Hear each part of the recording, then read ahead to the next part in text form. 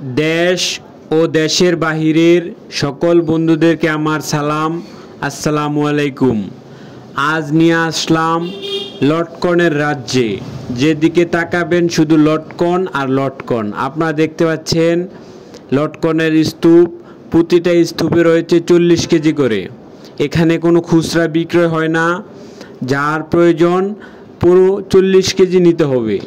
আজ বাজারে 40 কেজি লটকন বিক্রি হচ্ছে 5,000 টাকা, 125 টাকা করে কেজি পড়ে। আপনারা দেখতে পাচ্ছেন ব্যাপারীরা আসছে এবং নিয়ে যাচ্ছে গাড়ি লোড করে।